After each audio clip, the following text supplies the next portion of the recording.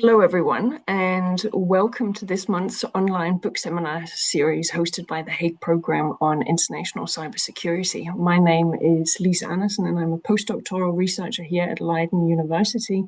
And today I'm really pleased to welcome Francesca Musiani, research professor at the French National Centre for Scientific Research and co-founder and director of the Centre for Internet and Society, as well as Françoise, Daucé, who is professor and director of studies at the School for Advanced Studies in the Social Sciences in Paris. And they will be presenting their book on digital authoritarianism in the making, repression and resistance on the Russian internet. They're also presenting on behalf of their co-author, Benjaming Loveluck, who unfortunately couldn't join us today. For anyone who's new to our book seminars, the authors will present for the next 30 to 40 minutes, and then we'll go directly into Q&A. So please save any questions you might have for them. And yeah, authors, thank you so much for taking the time to join us. The floor is yours. Thank you. Thank you very much. Thank you. So we decided with Françoise that we are going to split very equally our 33 slides, and we will be sure to stick to the 30 to 40 minutes so that we have time for discussion. So yeah, you already introduced us, so I think that we can move to the next slide. So this is your kind of second invitation for me in this academic year. This time is to present with Françoise the co-edited book Digital Authoritarianism in the Making, which is the result of a research project that spanned 5 years from 2018 to 2022, called resituating, in which we sought to examine at once how the Russian state is increasing its grip, authoritarian grip on the internet infrastructures within Russian territory, and on the other hand, how there are several forms of resistance also by digital means that are put in place, and we will delve into both aspects in this presentation. Just to let you know who the team members were and who are the contributors in variable geometries to different chapters of this book. So apart from Françoise and I, Benjaming Loveluck, who was mentioned and is the third co-coordinator of the book, and then Olga Bronikova, Ksenia Moshina, Valery Kosov, Bella Stromukova, Perrin Poupin, and Anna Zaitseva. So we were a mixed team of sociologists of the Russian space, culture and civilization, and of digital sociology that had not previously worked on Russia. And the book is open access. It is also open access in French. If anyone is interested, we can share the link afterwards as well. And to this link, you can find the English version. Yes, merci Françoise. You can search. So as an introduction, so we can start with what happened in late February 2022, the large-scale military offensive of Russia against Ukraine.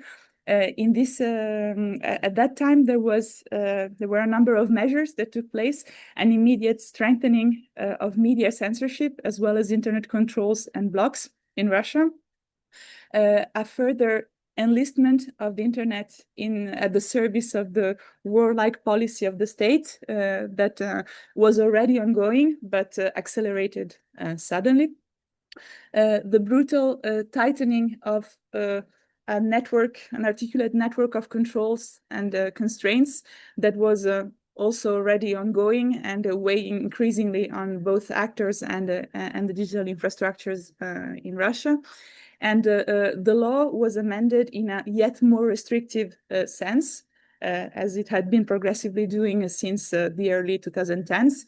Endowed with power to block international social media platforms, strengthening control over local digital players, and a number of foreign operators left the country altogether.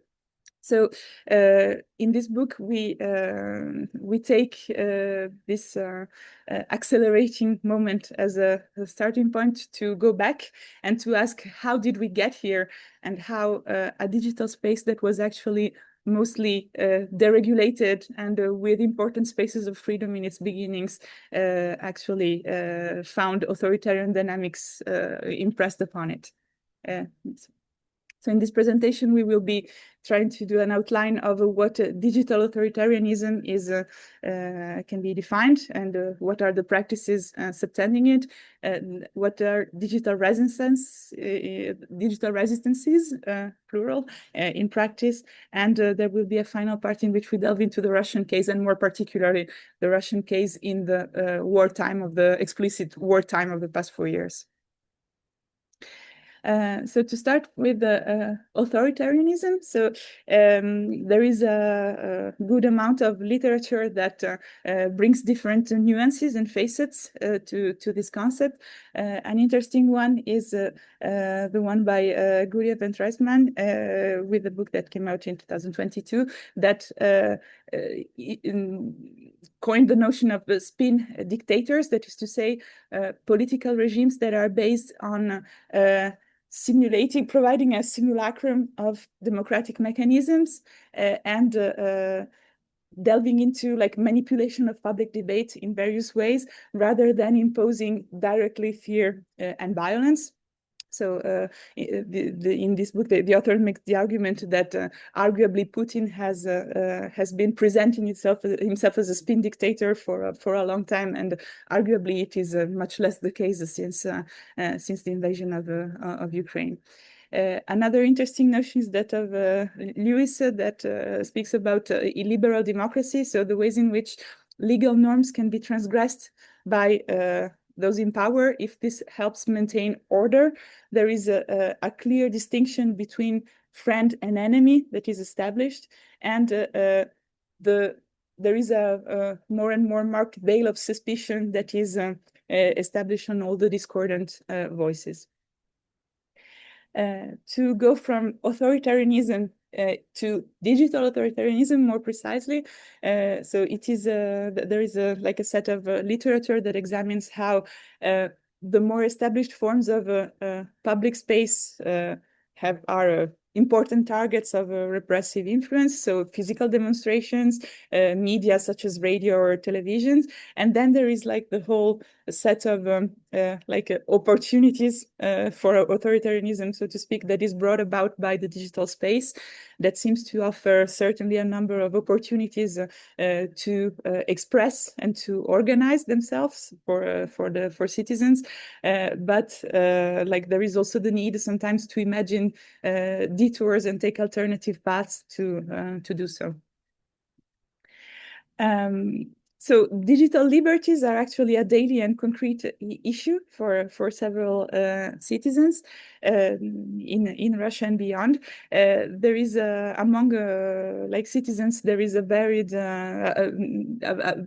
like an important variation between like what are the tools that are used, the different degrees of technical backgrounds, and also the degrees of explicit political commitment. Like for some actors, it is very they might do politics, but they do so at a very implicit level. We will get back to this later.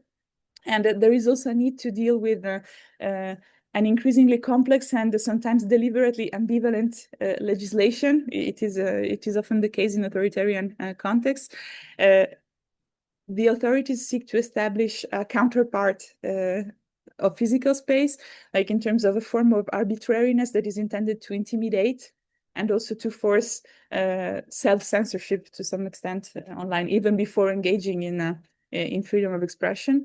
And in parallel, there is an important amount of proceedings that aim at installing technological devices for censoring and monitoring a number of personal communications. So Tatiana Locotte has talked about networked oppression to explain that looking at how authoritarianism unfolds in the digital world allows us to escape from the dialectic that opposes a personal dictatorship of a leader to the atomized people, like fragmented. So we can look at how war and authoritarian dynamics actually favor the tightening of what are actually many nodes in the web that endanger the digital and physical integrity of citizens that express criticism of power. And there are actually a number of distributed and plural constraints that are crisscrossing the digital space and are articulated at different scales, all at the service of the imperialist and authoritarian project of the state that sometimes becomes a war project, fully fledged. So in this context, there is often neither a vertical of power nor a horizontal of submission. There are a number of intermediary environments in which authoritarianism plays out, including proximity surveillance, local services, the gray areas in the law that can lead to a number of arbitrary interpretations, economic incentives to obey the established power, all the vigilantism mechanisms like neighbors who monitor neighbors and so on, and constraints are set in the connections that are between digital devices and network and security devices. So to get back for a short while to what were the initial hopes of the internet. So of course there has been a phase in which digital technologies have been their development have been hailed for like hope of a shift to internet democracy, as Dominique Cardon defined it, and these technologies were seen as invested with power of liberation, culminating especially with the so-called Arab Spring, where digital technologies was really widely presented as a vector for democracy and democratization. And the internet was associated strongly with liberal values such as individual autonomy, transparency, openness, distribution, and like the capability of exercising organization through distribution and collectivity. And as Benjamin wrote in a previous book of his, there was really like the network model seen as an opportunity to oppose hierarchical and state-centric paradigms.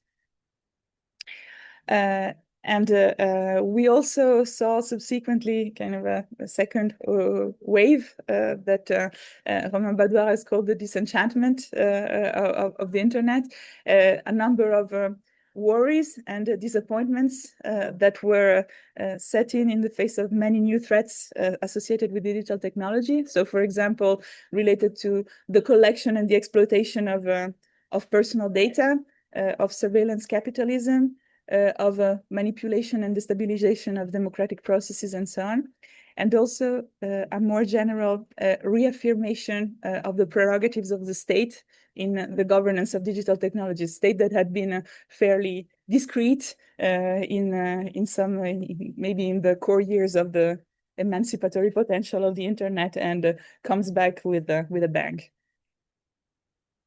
The internet also starts to be seen more and more as the purveyor of repressive opportunities for those that seek to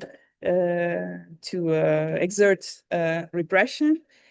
And so the current and recent context has been the global democratic decline, with the notion of digital authoritarianism that has been emerging to describe the use of information technologies by authoritarian regimes to monitor, repress, and manipulate societies, and exercise control over these new spaces of expression and mobilization requires adaptation by states as well, a certain number of resources and skills, and indeed offers new repressive opportunities. It is also a geopolitical issues. We can see how authoritarianism and digital authoritarianism vary according to different geopolitical contexts.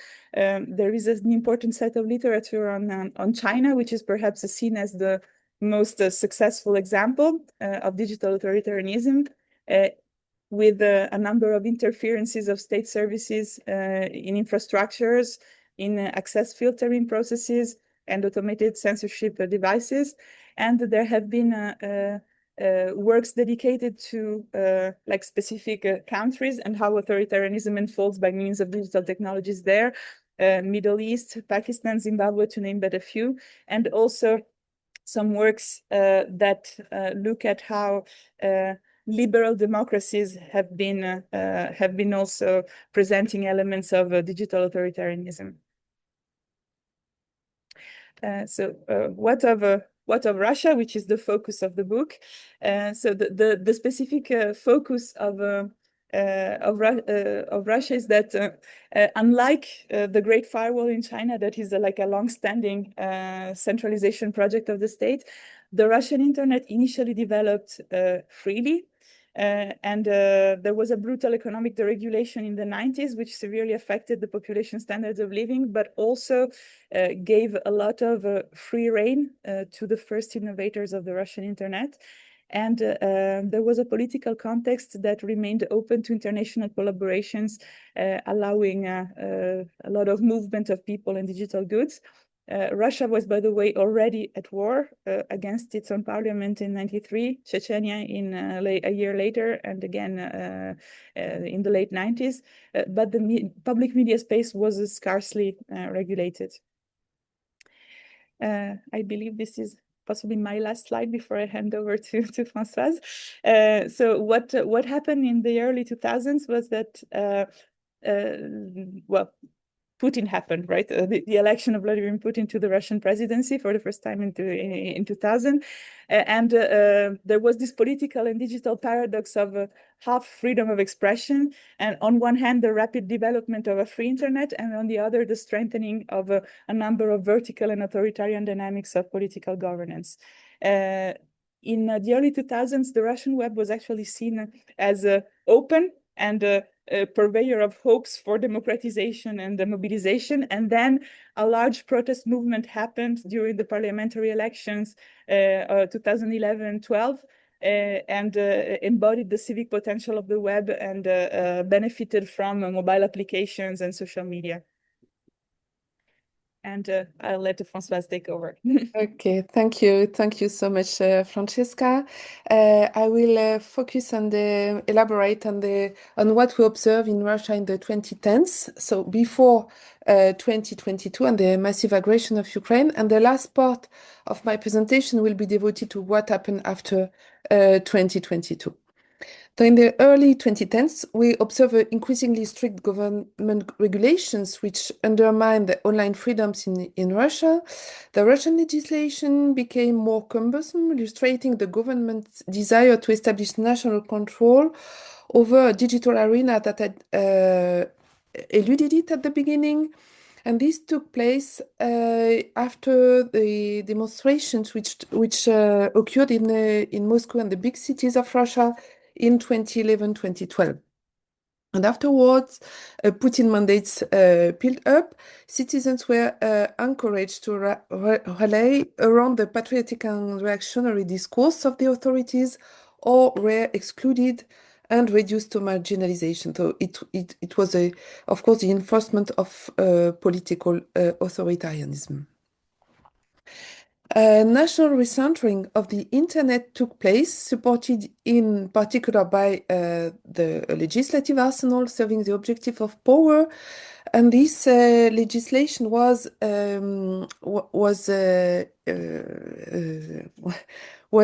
developed by Roskomnadzor, which is a communication watchdog, established in 2008, which has seen its jurisdiction and reach rapidly expand. So this is the main institution coordinating control and surveillance of the internet in Russia.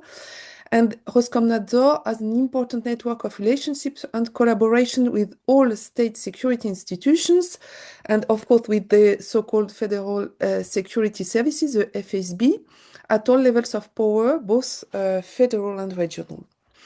In the digital space, control is exercised above all through the players, who maintain and operate the internet and who offer connectivity solutions to users.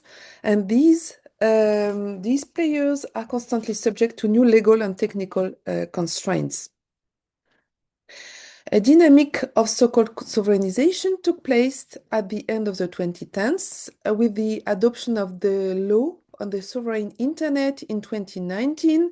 And this law, as many others, demonstrated increased control of interconnection between Russia and foreign countries. So this is a turning point in the regulation of the internet with this idea of developing a sovereign internet. The possibility of isolating the Russian segment of the internet from the rest of the network was officially organized in this text, and more advanced automated filtering systems to operators and access providers were deployed. And maybe if you have some question, we could elaborate on so-called TSPU, which are these black boxes which filtered the content on the Russian internet. And we observe an increasing centralization of the network based on the concentration of operators. However, and this is important in the book, this controls policy should not necessarily be considered perfectly vertical and coherent in the Russian case. Laws applying to online activities are very numerous and are constantly changing. And we observed a multiplicity of types of control which are fluctuating and sometimes are contradictory. So controls remain imperfect, leaving limited spaces for action for digital opponents and their technical agility before 2022. Many internet professionals and users were gradually confronted with the oppressive turn from the beginning of the 2010s. So we were interested in the situation of technical operators, defenders of internet freedoms, activists, journalists, but also ordinary citizens. So we collected interviews and observations with these actors who met the multiple constraints that surround the Russian internet, but have developed critiques and circumventions which constantly, through their heterodox digital uses, challenge the codes of digital authoritarianism. Computer scientists, developers, network technicians, web professionals, independent journalists have constantly invented new solutions, making it possible to trick both legislation and technical constraints in Russia. Sometimes it was, above all, a question of allowing their economic activity to continue. So they wanted to continue their economic activities. But some of them have become politicized in the face of restrictions, obstacles, and intimidation in their daily activities. We observe digital disobedience and resistance, skills and arts of doing, which were low intensity, discreet or underground, because of course of coercion and repression in the Russian political space. They try to avoid, to circumvent, to hack digital constraints. They practiced overt media activism and used anonymity and obfuscation to protect themselves. We observe multitudes of low-noise individual actions which were organized, whereas large-scale initiatives aimed at transforming the digital landscape became, of course, more and more difficult to implement because of repression.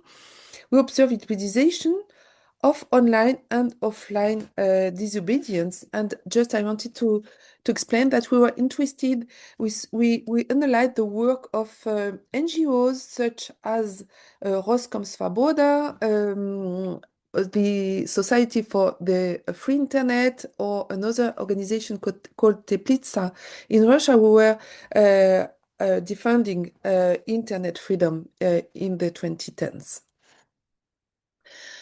Disobedience was also embedded in technical hardware and software tools, which were often invisible to users, but were revealed by activists and citizens confronted with their repressive use. So these activists of internet freedom unveiled infrastructures, technical devices, and interfaces involved in surveillance and censorship, such as internet traffic filtering boxes, so-called TSPU, I already mentioned, news ranking algorithms, which also control the information agenda, and such devices as surveillance cameras, for example. A certain number of behaviors, which can be described as legal tricks through practices and uses, have appeared in response to the evolution of the legislation. Individuals and groups, activists or simple citizens, aware of the digital challenges of public freedom, carried out such action as advocacy, of course, criticism of laws, development of alternative regulations, different of repressed users, and some of them hired specialist lawyers support and try to support prosecuted activists. And they also develop digital security awareness through trainings and webinars. So we observed multiple forms of disobedience, circumvention, hacking or obfuscation, which shows the agentivity of Russian users and activists. But their rise to political generality was generally hampered, of course, by repression. But among technically skilled users, few claim political engagement in the public sphere. And on the contrary, most of them considered that they do not engage in politics. And faced with authoritarian obstacles, a process of avoiding politizations took place. Euphemisation was required to access the free internet without attracting the attention of security services or censorship, but circumvention tools and practices were not all intended to promote access to political content. And we also, of course, studied how people used VPNs in order to access forbidden contents. But this way to circumvent controls is also a way for people to consume music, films, or books without paying. So it's not every time a political a way to access political free content, to the point that we can sometimes wonder if tricks do not contribute to the acceptability of censorship and the weakening of the feeling of revolt in the face of attacks on digital freedoms. So, what happened after February 2022? This will be the last part of the presentation. What about digital authoritarianism in the context of war? After February 2022, legal provisions, infrastructures, algorithms, and data were aligned, monitored, and censored in order to save long-term war aims. So what we observe is this reinforcement of control over all these infrastructures and actors of the internet. In this context, the repression of political opposition continued, and any protest within Russia, offline or online, became more or less impossible. And as you remember, in February 2024, Alexei Navalny died in a penal colony in the far north, and it was at that time the main political opponent to Vladimir Putin in Russia. In March 2024, Putin was reelected for another 6-year term with a particularly high score after tightly controlled elections and with the absence of any political competition. So this is the general political context.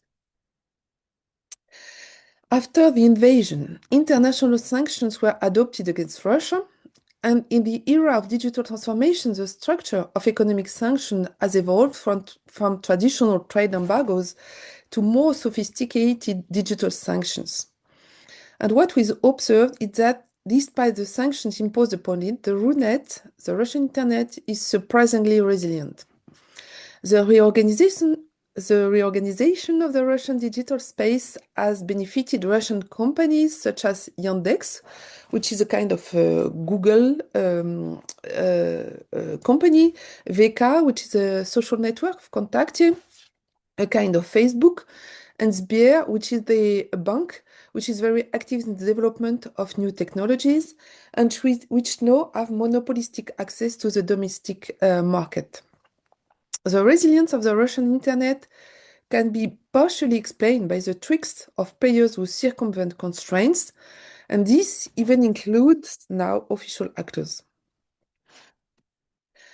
What we observed too, monitored, is digital occupation in Ukraine. So in Ukraine, Russia is contributing to the physical destruction of the Ukrainian internet. And the coercive rules of the Russian internet now apply in the occupied territories, in Lugansk and Donetsk so-called republics, in Crimea, of course, and regulatory bodies such as Roskomnadzor are opening subsidiaries in occupied regions to enforce Russian digital law.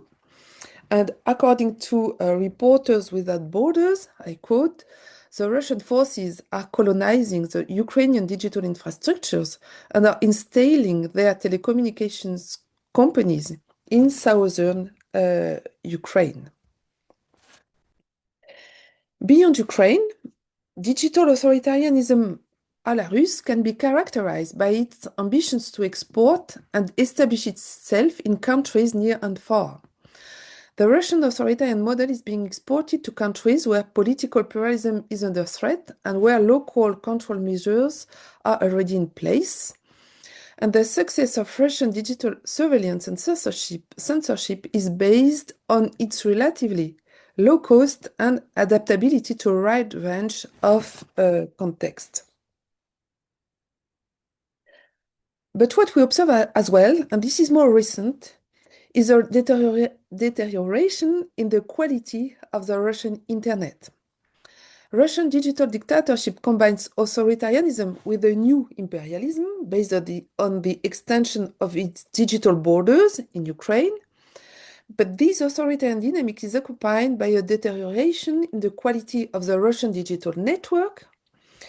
This deterioration is based on the transition to domestic and often lower quality equipment, import substitution of services, as well as blocking of foreign applications, information sources and VPNs are more and more blocked in Russia.